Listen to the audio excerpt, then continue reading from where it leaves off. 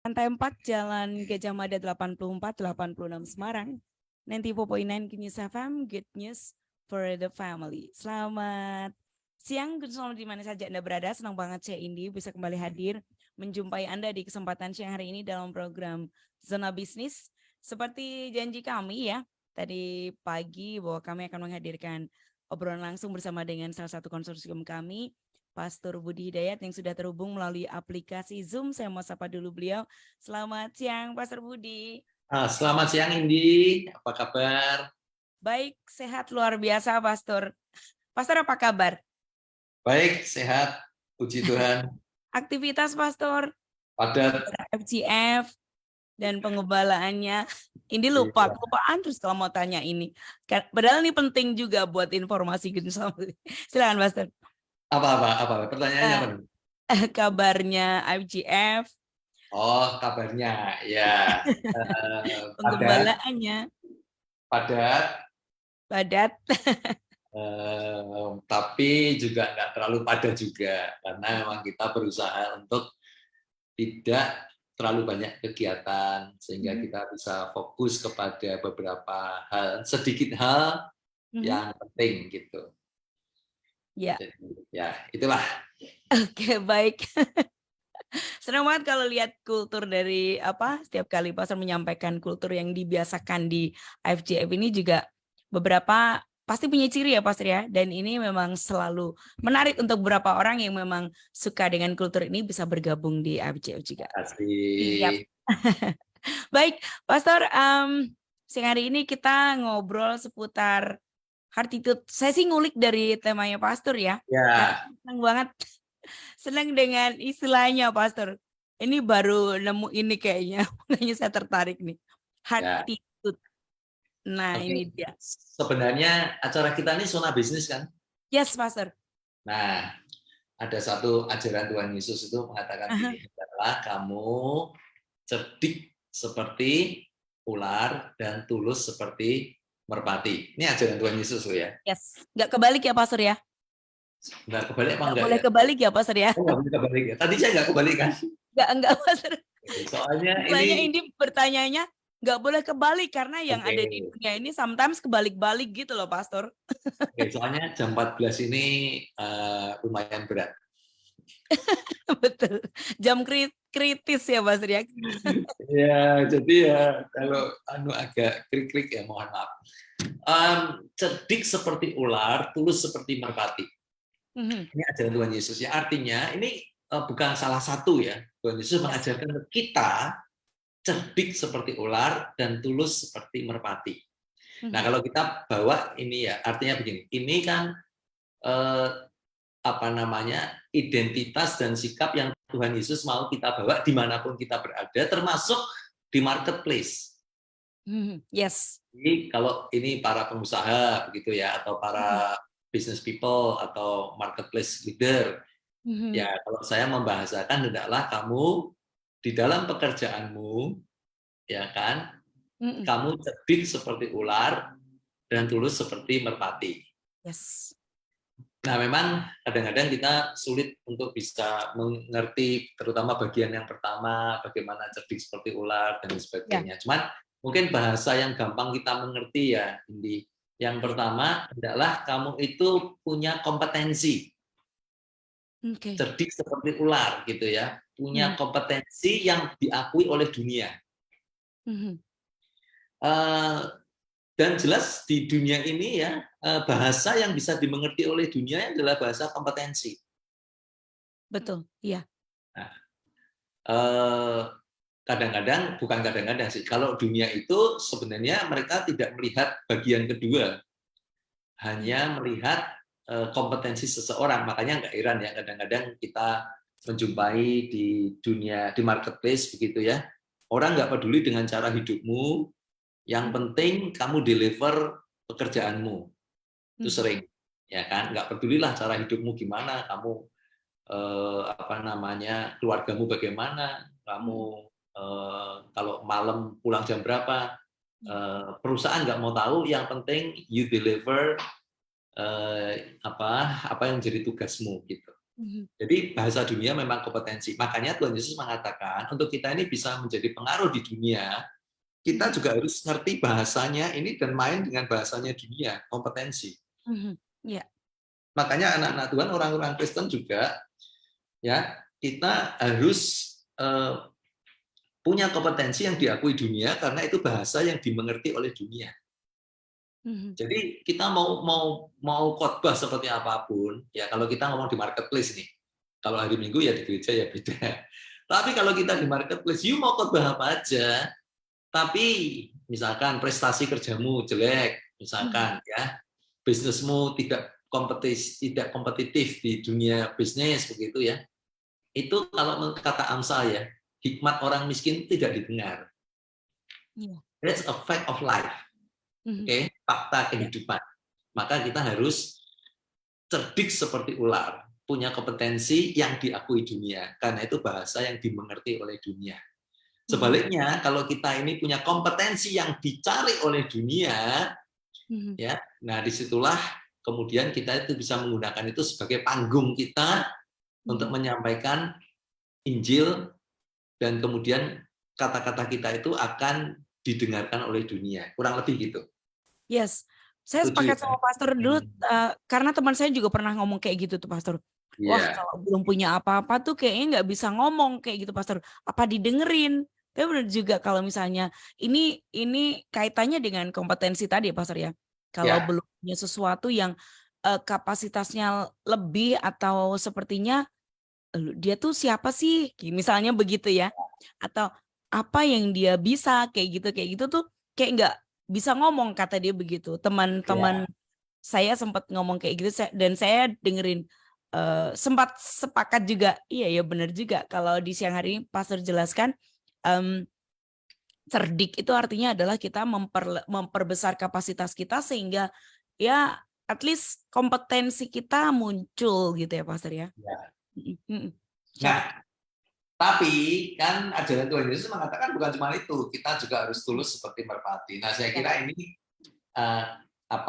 ajaran yang khas Tuhan Yesus atau ajaran yang khas gereja, yaitu di mana kita harus cerdik seperti ular, tapi kita harus tulus seperti merpati. Nah, kata tulus seperti merpati ini kan bicara soal hati ya. Yes. Ini yang jadi topik kita hari ini. Jadi nggak cukup ya kalau dunia, tadi saya katakan dunia kadang-kadang nggak peduli itu kamu kehidupan pribadimu bagaimana, hatimu bagaimana. Yang penting bahas mereka hanya melihat dari sisi kompetensi.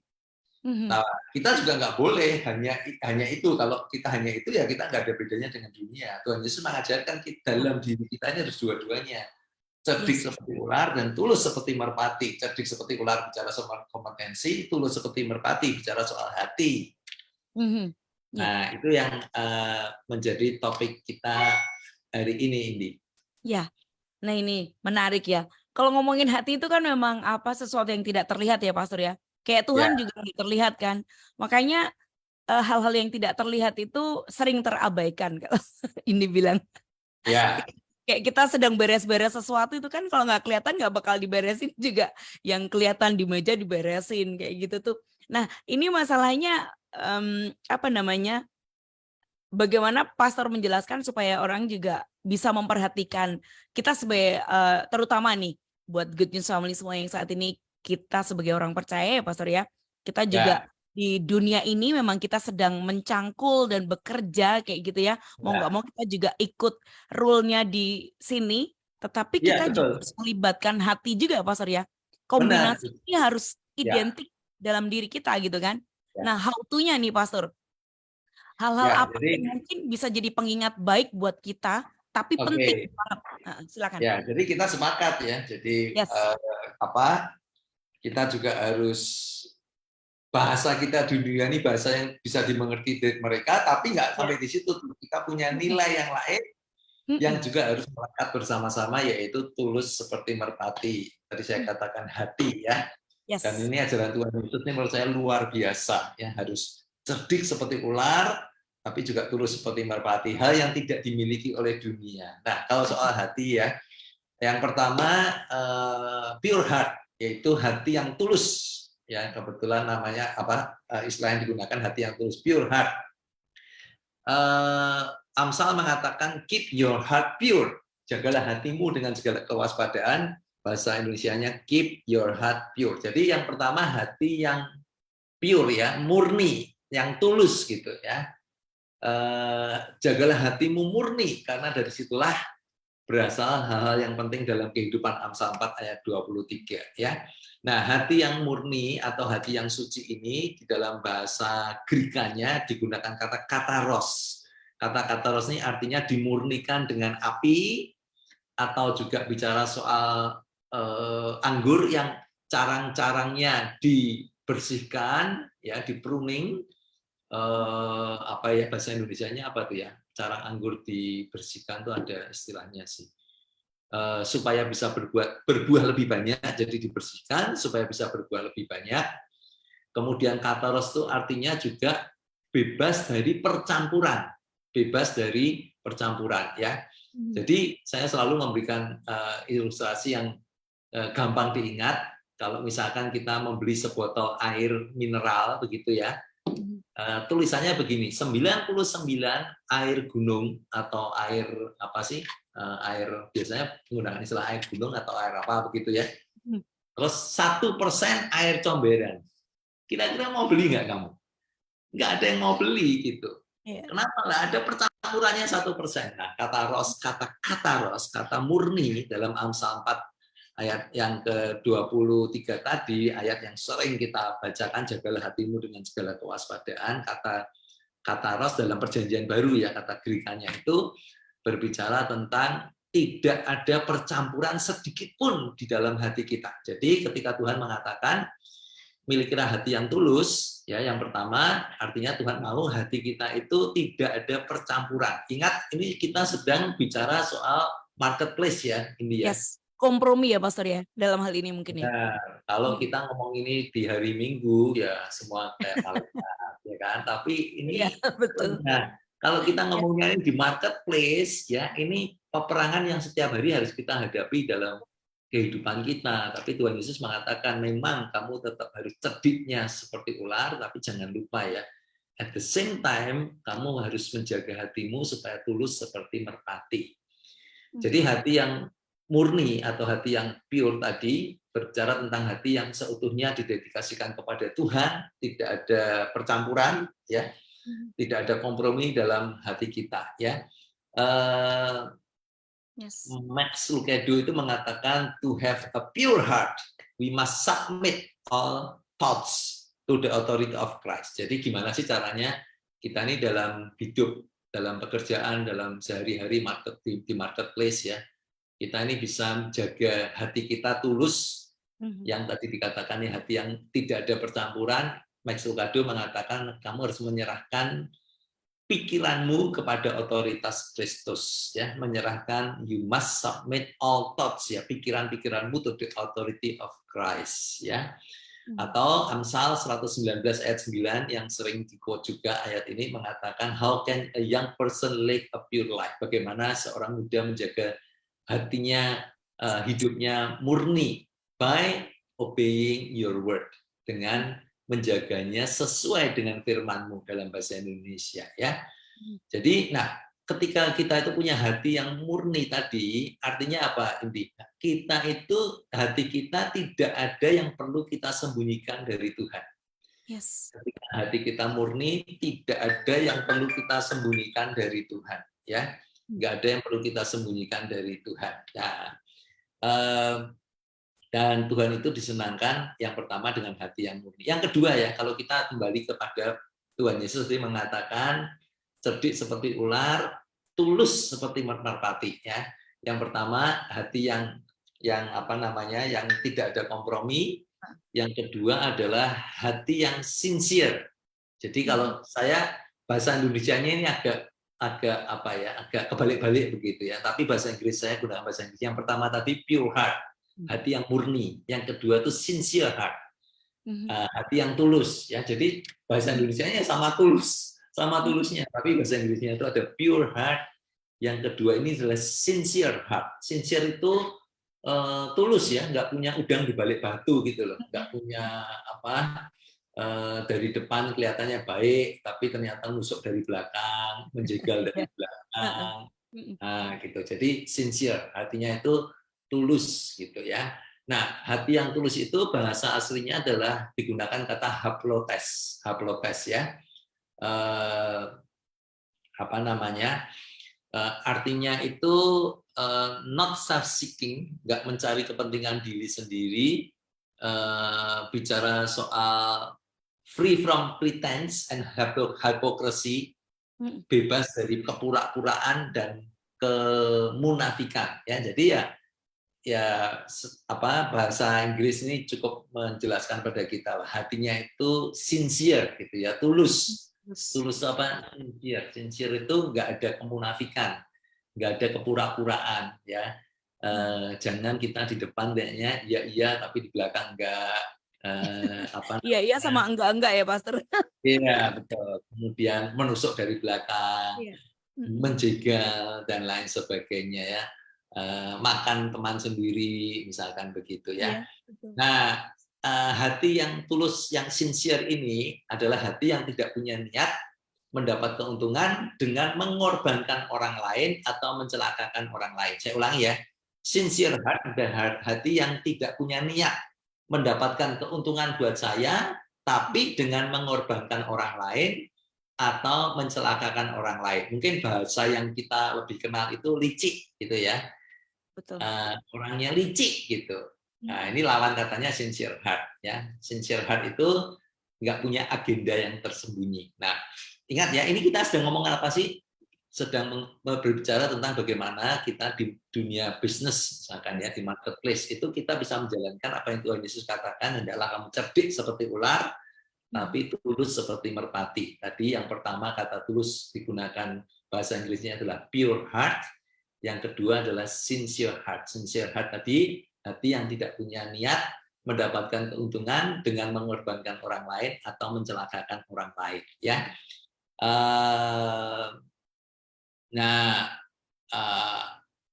oke, saya lanjut aja ya. Yang ketiga, hati yang tulus itu juga berbicara tentang authentic heart. Ya, ini yang terakhir. Jadi kata Tuhan Yesus itu ya, hendaklah kamu cerdik seperti ular dan tulus seperti merpati. Kata tulus di situ itu kita bisa menjelaskan dengan 3 kata dalam bahasa Inggris: pure heart, sincere heart, dan yang ketiga itu authentic heart. Ya, hati yang tulus dan jujur pada diri sendiri.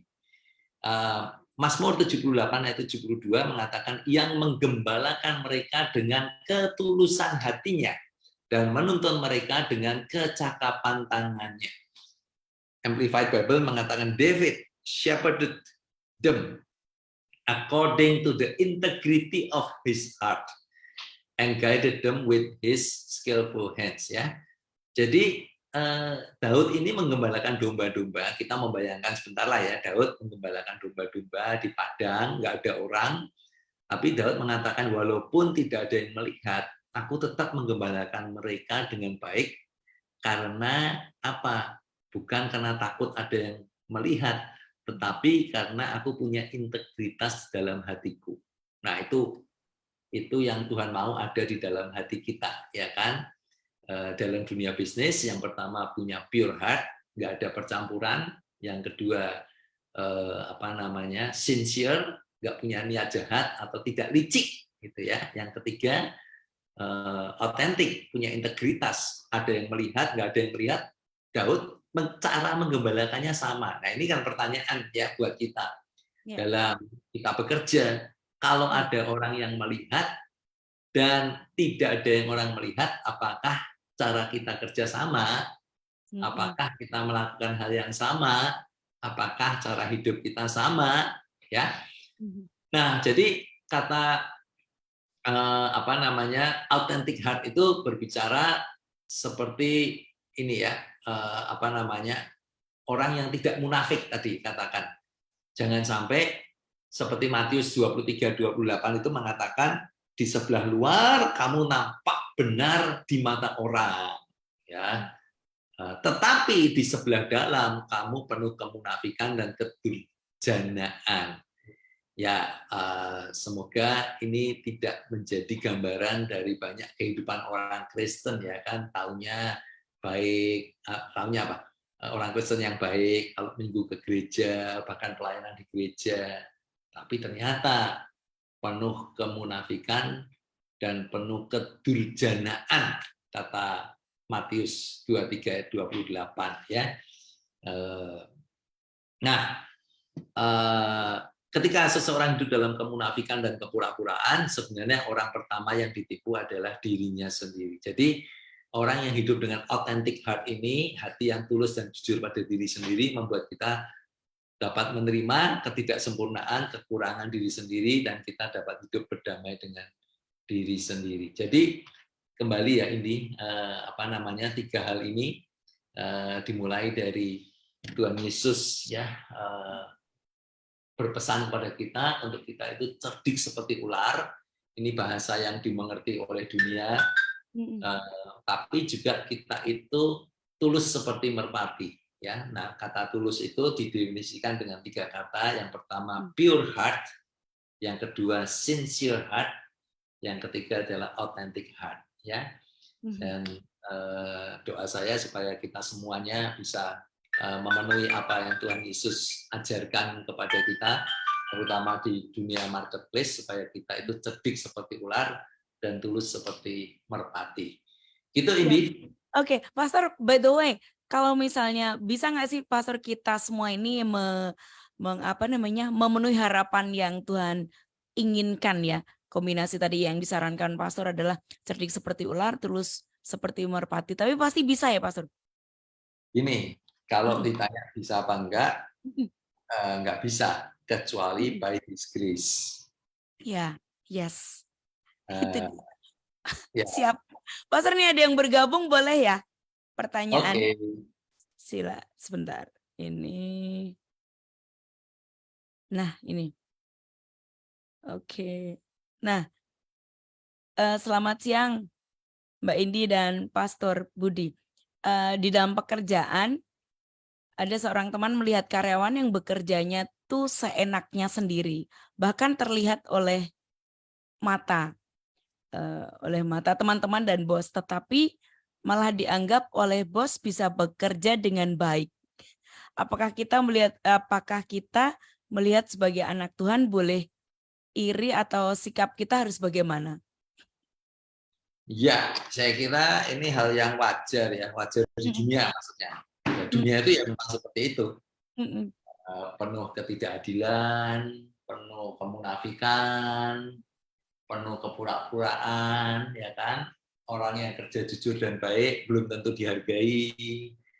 Orang yang kerjanya sebenarnya tidak baik, tapi karena dia pinter mengambil hati bos, atau dia pinter membangun citra diri, bukan membangun citra diri, salah. Apa itu?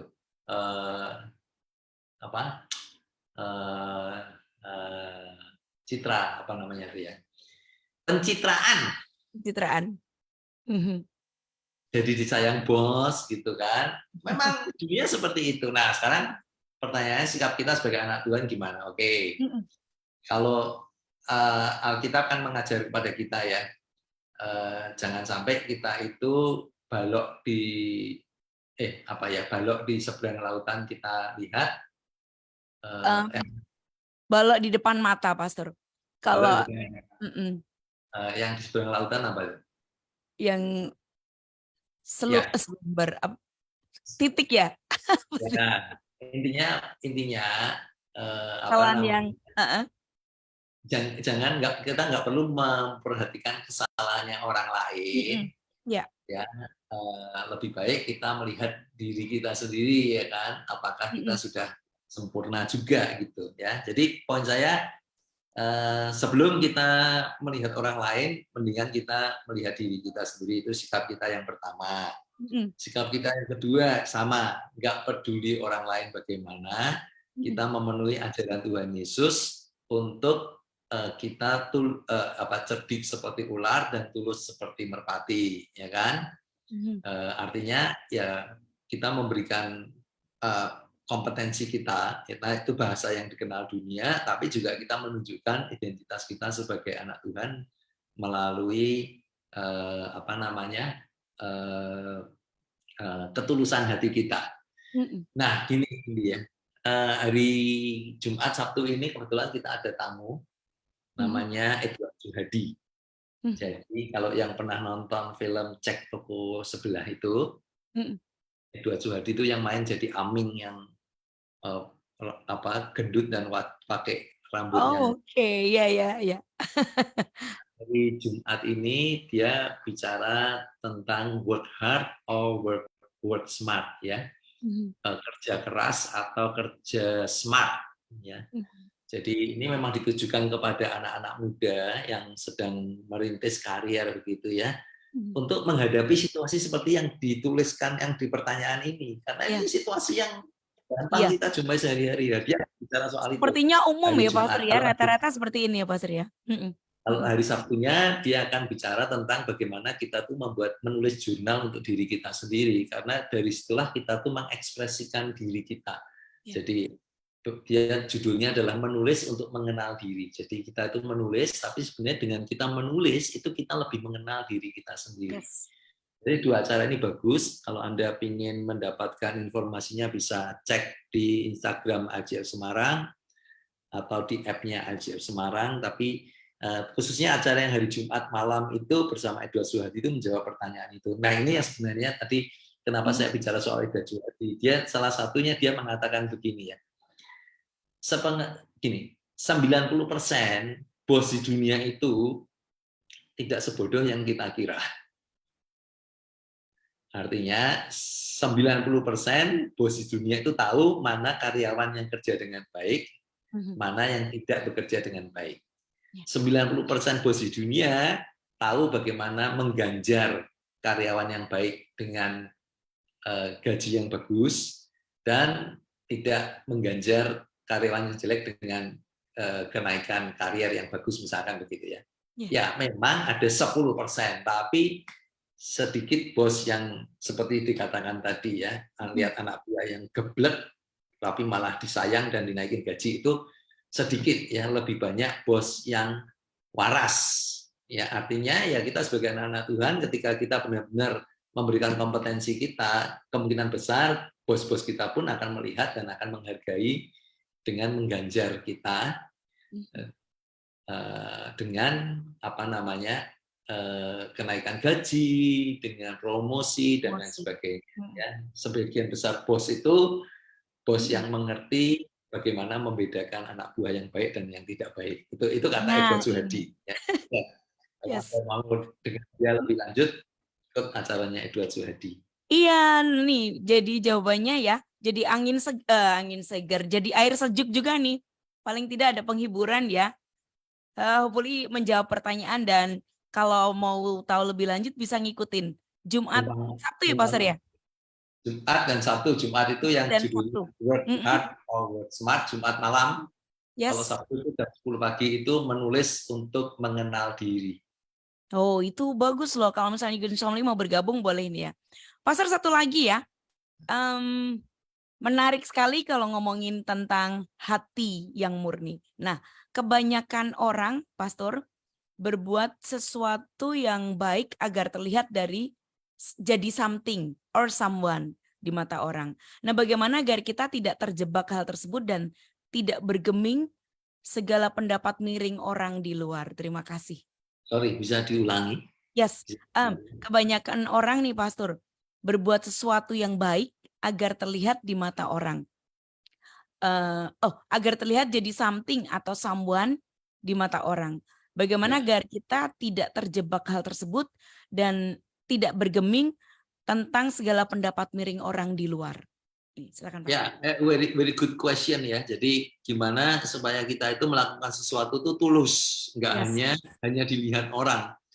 Kan di Alkitab juga diajarkan ya, kalau kamu berdoa, mendingan kamu masuk pintu dan berdoa daripada berdoa di perempatan jalan hanya untuk dilihat orang. Nah, konteksnya memang itu berdoa, tapi prinsip wisdom-nya itu kita bisa terapkan di mana-mana. Jangan lakukan sesuatu hanya untuk menyenangkan orang lain.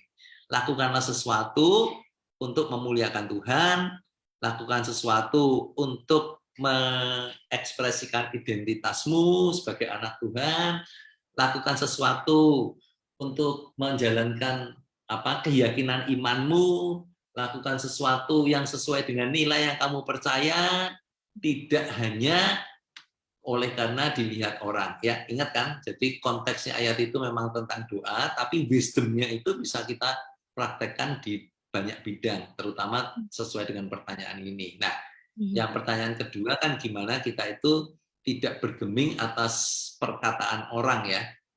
Nah, ini juga Indi, Yes. harus mengenal identitas diri dengan baik.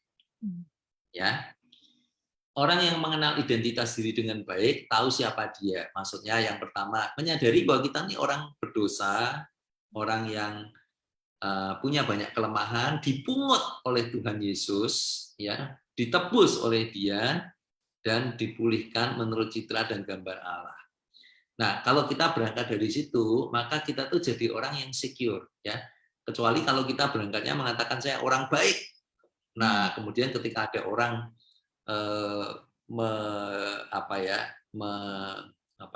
mengata-ngatain gitulah ya istilahnya. Ya.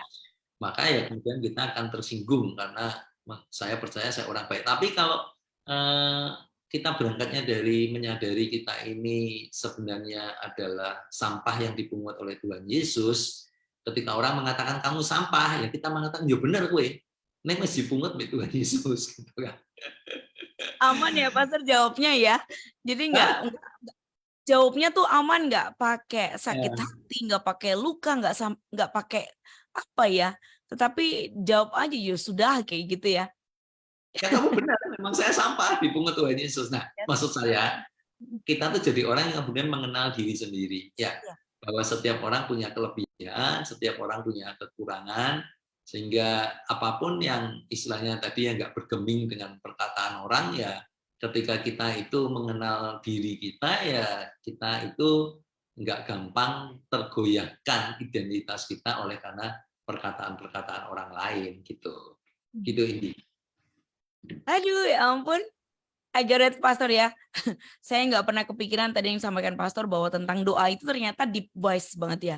Apa namanya? Ya. Dalam banget wisdomnya, bisa relate banget dengan apa yang kita lakukan. Untuk dilihat itu ternyata tidak cuma tentang doa. Kalau sekarang, kalau beberapa waktu yang lalu kita mengkotakkan itu, ternyata enggak ya. Oke, baik. Sebenarnya masih ada satu lagi nih, Pastor. Tentang apa ya, kebiasaan kita kan seperti tadi ya, melakukan sesuatu yang kayaknya nggak ada yang lihat, terus damainya kalau kita ngelakuin sesuatu kesalahan kan biasanya kan kehilangan damai ya, terus kita mikir nggak ada yang tahu, terus damainya dibuat sendiri. Nggak ada yang tahu, tenang. kayak gitu itu juga sering terjadi ya Pastor ya. Tapi sebenarnya pertanyaan saya adalah ini bisa dilatih ya Pastor ya. Ketika kita melatih diri untuk melakukan seperti yang saran Pastor tadi, cerdik seperti ular, tulus seperti merpati, kalau kita lakukan terus dalam kasih karunia Allah, pasti kita bisa melakukan yang jadi harapan Tuhan ya Pastor. Ya, saya percaya demikian Indi, itu sesuatu yang kita harus terus-menerus, gini ya, battle-nya ini tiap hari, peperangannya ini tiap hari. Jadi ya memang terus-menerus, kalau bahasa saya itu selalu mengatakan kita tuh harus merekalibrasi hati kita setiap hari. Seperti itu pemancar kamu itu kan harus from time to time dikalibrasi, frekuensinya supaya nggak meleset.